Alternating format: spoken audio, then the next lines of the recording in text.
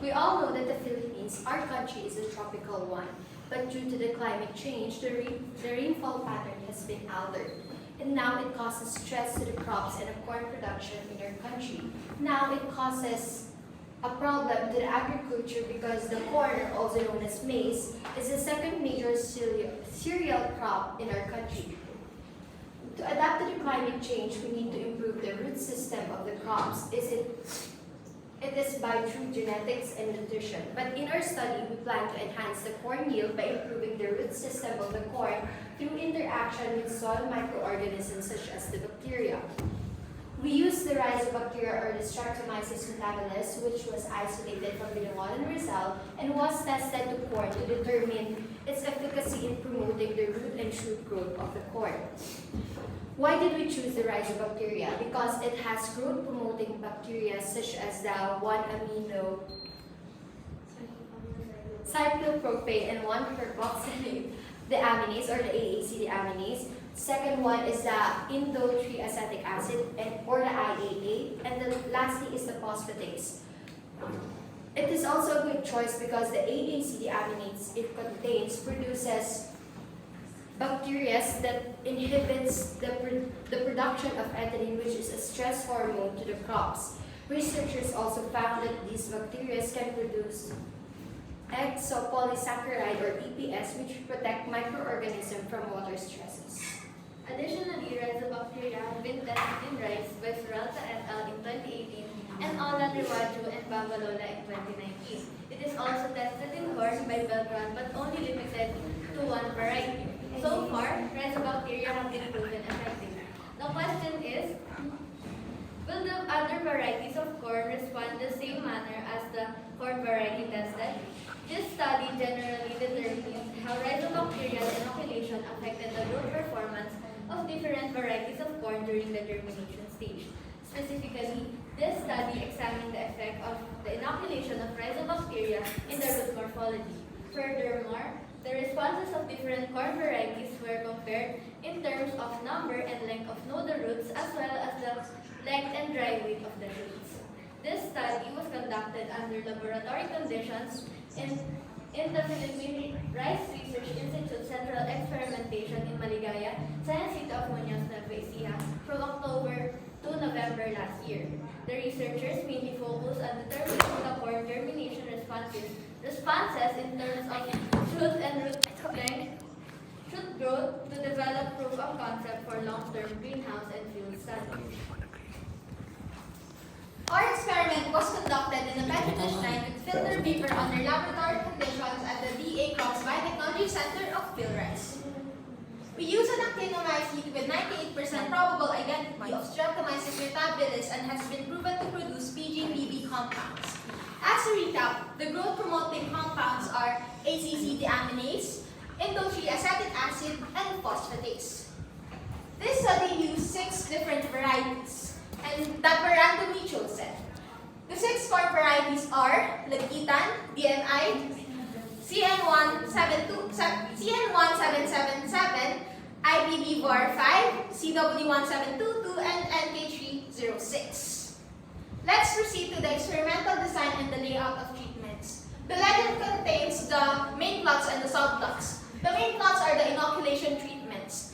The I-0 stands for without inoculant, I-1 with inoculant, and lastly, I-2 is with inoculant during soaking and germination.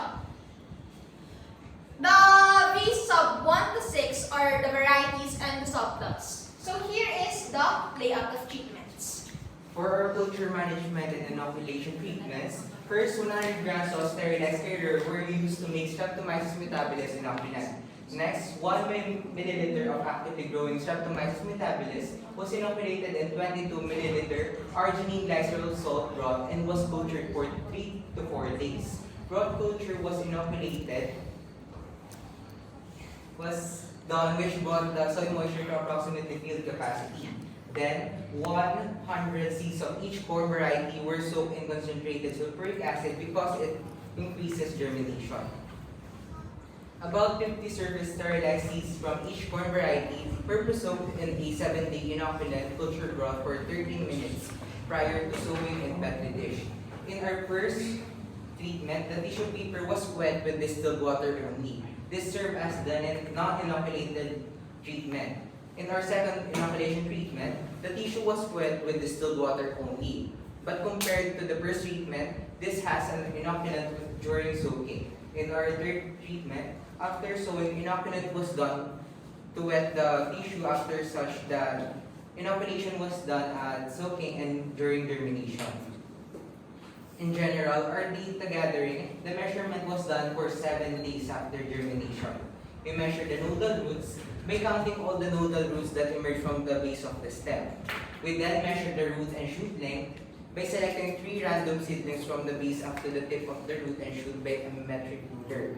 Lastly, the shoot dry weight was measured after the measurements of each shoot length by cutting the shoots at the base. Then put in a coin envelope and open dry at 70 degrees Celsius for 48 hours prior to recording of the dry weight. Then the data analysis and interpretation. For our statistical analysis, we employ the statistical error or the standard error. Now for the effect of different treatments on the number of nodal roots. The number of nodal roots were not affected by the different inoculation treatments. Now here is the graph for the mean root length. Only CW1722 Lagitan and NK306 significantly increased during the inoculation with only soaking. For the inoculation with both seed soaking and germination, the mean root length of the same varieties increased with the addition of the IPP bar.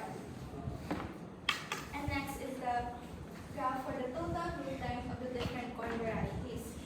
During the inoculation at soaking, only CN1777 and Lagitan had the total root length increase significantly, while inoculation at soaking and germination, all corn varieties except CW1722 increased in the total root length. According to P and others, the overall effect of the S metabolite in increasing root growth was caused by the increase in the mean root growth, but not in the number of roots, because it produces hormone that can stimulate root growth, which could explain why the root number does not increase with the inoculation. For shoot growth responses, only the Lagitan and NK306 were the only ones who significantly increased during soaking. On the other hand, during soaking and germination, all corn varieties were generally promoted. The same trends in shoot dry weight responses to Streptomyces metabolus inoculations were also observed in shoot length responses. Overall, the inoculation with Streptomyces metabolus generally promoted the shoot and root growth of different corn varieties used. However, the response is different. The reason for that is genetic differences, as they have different genotypes, which influences on how they respond to the inoculation. According to Bulgarelli and others, some may contain DNA that makes them more responsive to certain types of rhizobacteria, or that it enables them to produce root growth promoting compounds in inoculation. Corn is the second largest grain crop here in the Philippines, although climate change-related factors like drought have an impact on how much it produces every year. To improve corn adaptation to climate change is to enhance the root system using bacteria. That's why we studied the inoculation of Streptomyces mutabilis to different corn varieties in germination stage. So based on the results, Rhizobacteria inoculation have a positive impact on enhancing the root and shoot growth of corn. Second, it is important to properly identify the variety which responds the most.